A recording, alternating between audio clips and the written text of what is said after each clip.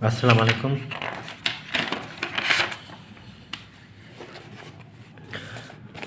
This is Saraskar Sheikh.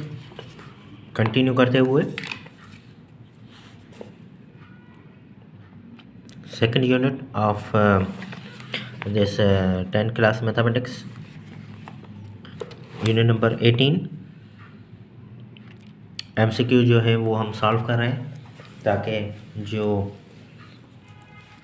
Upcoming जो papers आए या टेस्ट आए उस लिहाज से थोड़ी करेक्शन और एक्सप्लेनेशन। ठीक है जी, चलते हैं MCQ number 1।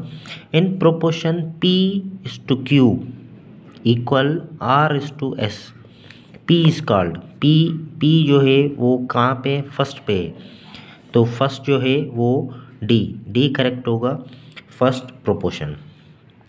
In L is to M, L पहले, L इज कॉल्ड, L को क्या कहेंगे, एंटीसीडेंट। L को क्या कहेंगे, एंटीसीडेंट। फर्स्ट को एंटीसीडेंट कहते हैं और दूसरा जो होता है रेशो में उसको कहते हैं हम कॉन्सिक्वेंट। सही है ना। तो इस वक्त जो आंसर होगा वो B होगा, एंटीसीक्वेंट। एंड यही है 3 MCQ में कि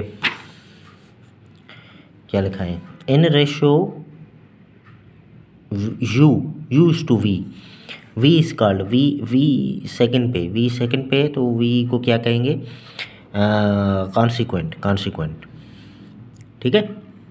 if A B C are in continue proportion का मतलब ये होता है कि B जो है वो रिपीट हो रहा है, B क्या कर रहा है, B रिपीट हो रहा है। मतलब इस तरह के इस तरह B जो है वो B रिपीट हो रहा है। किस तरह, कहाँ पे लिखूँ, यहाँ पे लिख देता हूँ A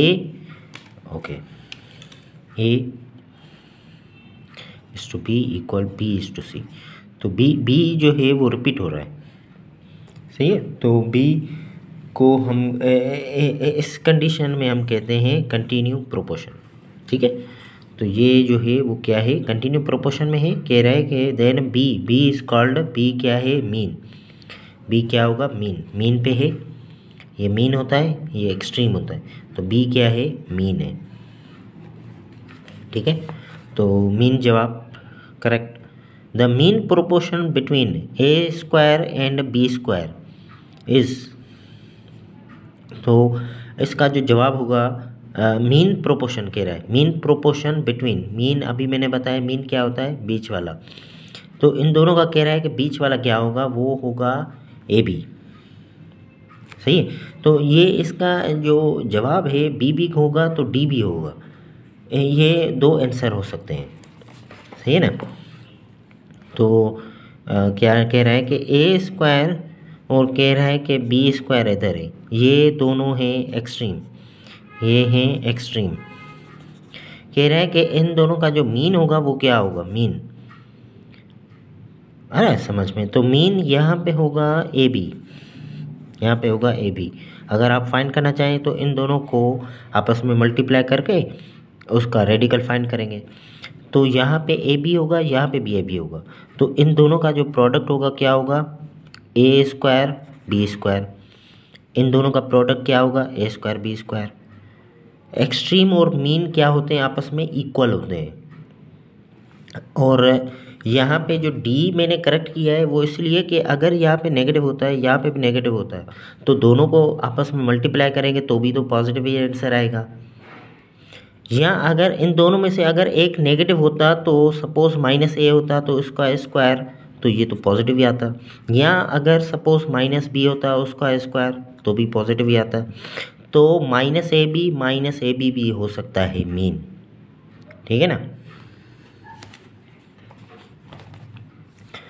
तो नेक्स्ट क्वेश्चन की तरफ कह रहे हैं कि x+5 और S2 x+7 equal 5:7, then x is equal to, x यहाँ पे क्या होगी, कह रहा है कि ये देखें, ये इस तरह लिखा हुआ है कि x+5 is to x+7 equal 5:7। ये फर्स्ट वाला जो होता है फर्स्ट के बराबर होता है। सही है ना। सेकंड वाला सेकंड के बराबर होता है। तो इसका जवाब जो है वो लिखा हुआ है 5, मतलब यानी एक्स यहाँ पे क्या होगी, 0 होगी ना, तभी तो ये 5 के बराबर होगा। ये देखिए ये भी इसके बराबर होगा, तो एक्स यहाँ पे क्या होगी, 0 होगी, तभी तो 0 + 7 7 ही होगा ना। तो एक्स का जवाब क्या आया, आ गया। हाँ, यहाँ पे एक्स का जवाब क्या आएगा, 0। ठीक है, तो next part, if 19x and 45 are in proportion, ये प्रोपोर्शन में सही है ना, 1 नज़र आ रहा है, यस, 19x और 45, ये कह रहा है कि ये प्रोपोर्शन में मतलब ये इस कंडीशन में, तो 1 ये इसके साथ मल्टीप्लाई, ये इसके साथ मल्टीप्लाई, तो 45 1 को मल्टीप्लाई करेंगे 45 ही होगा, 9x ये 9x, 9 का टेबल इधर जाके 5 टाइम, सो x का जवाब क्या आया, 5। ठीक है, तो यहाँ पे 5 जो है वो इसमें सी में, सही है ना, सी में है 5, 5 9 ज़ा 45, 1 45 ज़ा 45, 9 और x और 9 यहाँ पे मीन पोजीशन पे, मीन 1 और 45 एक्सट्रीम में। अच्छा, P/Q R/S देन PR, अच्छा P ले रहा है और R इसका ले रहा है, Q और R इस तरफ, then this property is called, ये प्रॉपर्टी क्या कहलाती है, अल्टरनेंडो मतलब अल्टरनेटिव, सही है, अल्टरनेटिव का मतलब यानी ये और ये अल्टरनेटिव, Q और S अल्टरनेटिव। ठीक है, एक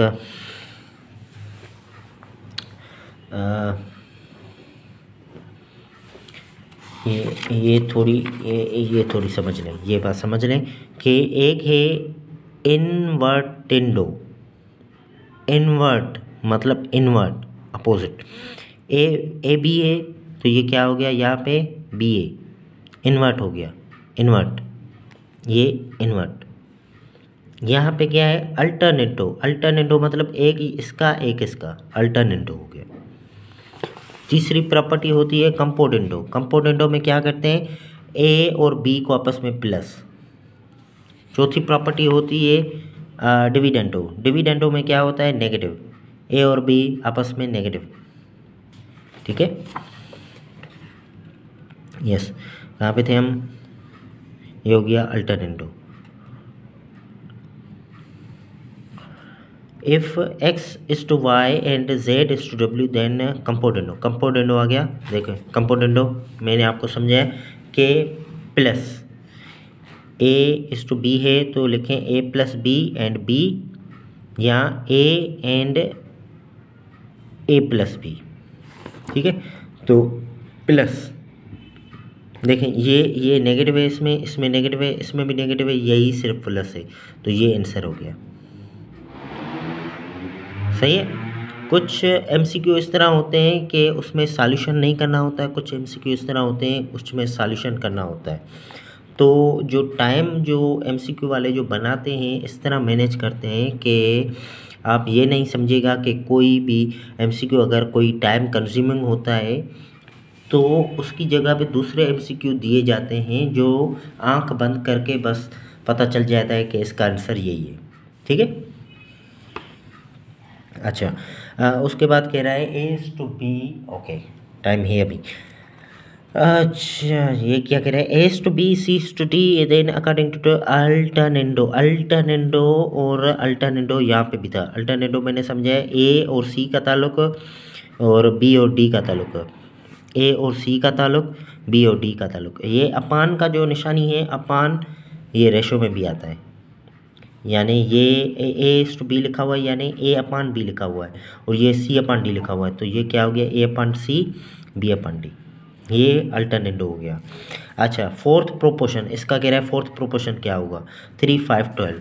देखें 3 5 12 का कह रहा है फोर्थ प्रोपोर्शन, 3 5 और 12 का फोर्थ प्रोपोर्शन मतलब फोर्थ की जगह पे x, ये इसके साथ मल्टीप्लाई, ये इसके साथ मल्टीप्लाई, 5 को 12 के साथ मल्टीप्लाई, 3 को x के साथ, 3 इधर मल्टीप्लाई करा है उधर जाएगा डिवाइड करेगा, 12 पे 4 टाइम, 4 5 ज़ा हो गया 20। तो 20 कहाँ गया, ये रहा 20, ये रहा। These are in dash dash dash are है ना कंटिन्यू प्रोपोर्शन, कंटिन्यू। अच्छा ये सारे लिखे हुए हैं, सही है, सारे लिखे हुए हैं। क्या क्या है, एक है 2x, एक है 3y, कंटिन्यू प्रोपोर्शन में, सही है ना, जहन में रखिए कंटिन्यू प्रोपोर्शन मतलब ये जो लिखा हुआ है 6z, ये मतलब फोर्थ वाली जगह पे आएगा 6z, इधर जो है वही आएगा 3y, सही। इसको इसके साथ मल्टीप्लाई, ये हो गया 9y², 3 3 ज़ा 9, y², 2 6 ज़ा हो गया 12x और z, तो 9y² 12x z। तो ये रहा, सही है। ये देखें ये भी है लेकिन इधर 12 नहीं है, ये इधर 9 नहीं है, ये इधर 3 है, तो ये आंसर सी सही। अकॉर्डिंग टू द डिविडेंडो मैंने अभी आपको बताया कि ये डिविडेंडो में क्या होता है, नेगेटिव सब्ट्रैक्शन। तो यहाँ पे पॉजिटिव है, यहाँ पे पॉजिटिव है, ये सब्ट्रैक्शन, ये आंख बंद करके, ओके ठीक है। तो force and acceleration are in force और एक्सेलरेशन का आपस में क्या ताल्लुक होता है, वो डायरेक्टली प्रोपोर्शनल होती हैं, सही है। जितनी फोर्स होगी उतना ही एक्सेलरेशन, मतलब आपने ज़्यादा दिया हुआ है, ठीक है। तो ये इस तरह लिखा होता है, force direct proportional to the acceleration, ठीक है, हो गया। नेक्स्ट अच्छा अगेन ये 4 प्रोपोर्शन है और a को 5 के साथ मल्टीप्लाई, 4 को 15 के साथ, 5 उधर जाएगा 15 के साथ डिवाइड करेगा, तो 3 टाइम 3 4 12, ये सी 12, सही है। मैं कर देता हूँ, ये क्या लिखा हुआ है कि थोड़ी जगह है ऊपर, ठीक है। तो यहाँ पे क्या लिखा हुआ है, a/4 = 15/5, ये इसके साथ मल्टीप्लाई, ये इसके साथ, ये 5a हो गया, 4 को 15 के साथ मल्टीप्लाई, 5 का टेबल 15 पे 3 टाइम, 3 4 ज़ा 12 हो गया। फाइंड द रेशो, अच्छा ये MCQ ख़त्म हुआ है, ठीक है। मैं उम्मीद करता हूँ कि आपको कोई भी चीज़ समझ में आई हो तो बताइएगा कि क्या समझ में आई है, कमेंट ज़रूर किया करें ताकि पता चले कि कोई वीडियो देख रहा है, और खुश रहें, सब्सक्राइब भी कर दिया करें, खुश भी रहें, ठीक है। अल्लाह हाफ़िज़।